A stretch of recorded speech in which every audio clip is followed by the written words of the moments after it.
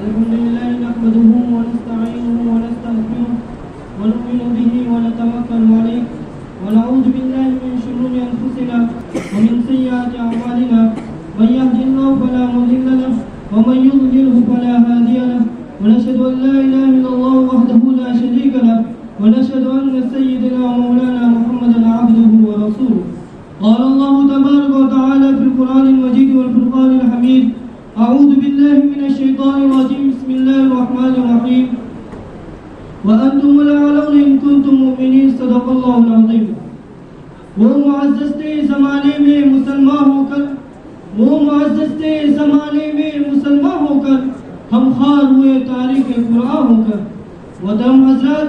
آج کی اس مبارک محفل میں میری تقریر کا موضوع مسلمانوں کی تباہی اور ان کا علاج ہے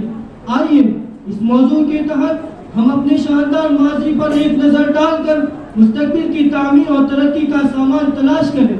اللہ رب العزت قرآن مجید میں ارشاد فرماتے ہیں وَأَنْتُمُ الْأَعْلَوْنَ إِن كُنتُم مُؤْمِنِينَ کہ تم ہی سربلند ہوگے اگر تم مومن ہو یہ ارشاد باری ہماری پوری تاریخ کا اختصار ہے اور اسی میں ہماری ترقی کا راز مضمر ہے تاریخ کے سینکڑوں واقعات بتانے کے لیے کافی ہے کہ جب بھی ہمارا رشتہ اللہ اس کے رسول سے مضبوط رہا تو کامیابی نے ہمارے قدم چومے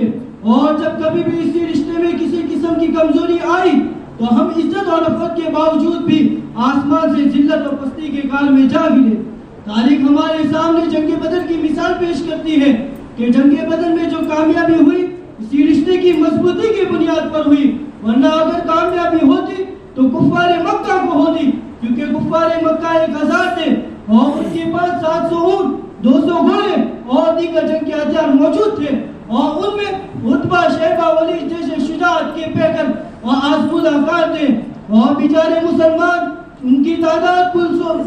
313 سواری کے لیے کل 2 گھوڑے اور 70 اونٹ ہے کسی کے پاس تلوار ہے تو نیزہ نہیں اور کسی کے پاس تلوار ہے تو نیزہ ہے تو تلوار نہیں محترم حضرات جب مقام بدر پر پہنچتے ہیں تو دیکھتے ہیں کہ کفار مکہ بلند جگہ پر خیمہ زن ہو چکے ہیں جہاں پانی کی فراوانی ہے بیچارے مسلمانوں کو پستہ اور ریتیلی زمین پر خیمہ زن ہونا پڑا جہاں اگر کسی کو پیاس لگے تو ایک گھونٹ پانی کو بھی نہ ملے لیکن جب لڑائی شروع ہوتی ہے تو کفار مکہ گاجر مولی کی طرح کاٹے جاتے ہیں اور ان میں سب سے بڑا سردار ابو جہل 2 بچے معاذ اور معاویہ کے ذریعے مارا جاتا ہے عبداللہ بن مسعود رضی اللہ عنہ آتے ہیں اور اس کا سر جسم سے جدا کر دیتے ہیں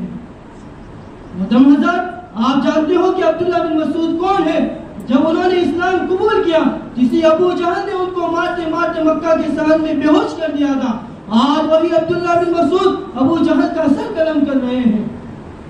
محترم حضرات امیہ بن خلف ابو جہل کے بعد سب سے بڑا سردار سمجھا جاتا تھا جب اس نے اپنے ساتھیوں کو تہوتیگ میں دیکھا تو گھبرایا اور میدان جنگ چھوڑ کر مکہ کی طرف بھاگ پڑا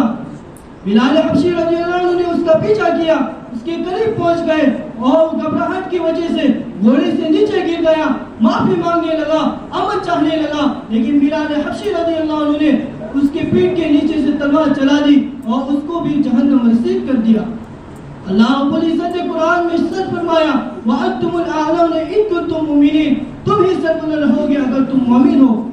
کفار مکہ نے جب اپنے ساتھیوں کو تہوتیگ میں دیکھا تو گھبرائے اور میدان جنگ چھوڑ کر مکہ کی طرف بھاگ پڑے 70 مقتول ہوئے اور 70 گرفتار ہوئے اور مسلمانوں کو ایسی فتح حاصل ہوئی جس کو تاریخ فراموش نہیں کر سکتی لیکن افسوس آج جہاں دیکھتے جس طرف دیکھتے ہیں مسلمان خوفناک طوفان میں گھیرے ہوئے نظر آتے ہیں ملک برما میں مسلمانوں کو بے گھر کیا گیا ان کی عزت و آبرو کو پامال کیا گیا ان کے عورتوں کو زندہ جلا دیا گیا ان کے جوانوں کو زندہ جلا دیا گیا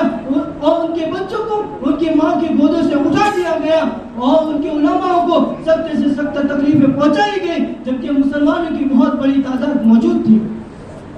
محترم حضرات آپ دور نہ جائیے بلکہ اسی ملک میں دیکھیے کہ آج ہمارے ساتھ کیا کچھ نہیں کیا جا رہا ہے کون سے ایسے مظالم ہیں جو ہم برداشت نہیں کر رہے ہیں کبھی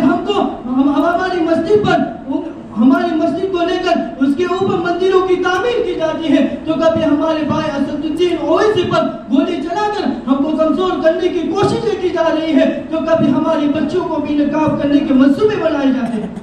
مسلمانوں یہ ہمارے ساتھ کیا ہو رہا ہے؟ کسی شاعر نے کیا ہی خوب کہا ہے کہ سوئی ہوئی قومیں جاگ اٹھی، بیدار مسلمان سوتا ہے، یہ ہمارے قلب مومن میں اب جذبہ نماز ہوتا ہے۔ مسلمانوں آؤ متحد و متفق ہو جاؤ، ایک جھنڈے کے نیچے چلے آؤ اور معاشرے سے انفراد کو مٹاؤ، ورنہ تمہاری تباہی کی کوئی حد نہیں رہے گی۔ دنیا میں کوئی ایسی طاقت نہیں آئے گی جو تمہیں سر بلند کر سکے۔ اللہ تعالی ہم تمام کو شعور و بیداری، اپنے زوال کا احساس اور اس کی ازالے کی فکر کرنے کی توفیق نصیب فرمائے۔ اس شعر کے ساتھ اپنی تقریر کو ختم کرتا ہوں۔ ایک ہو جاؤ تو بدل سکتے ہو دنیا کا نظام، ایک ہو جاؤ تو بدل سکتے ہو دنیا کا نظام، منتشر ہو تو مرو، شور کیوں مچاتے ہو؟ ہمارے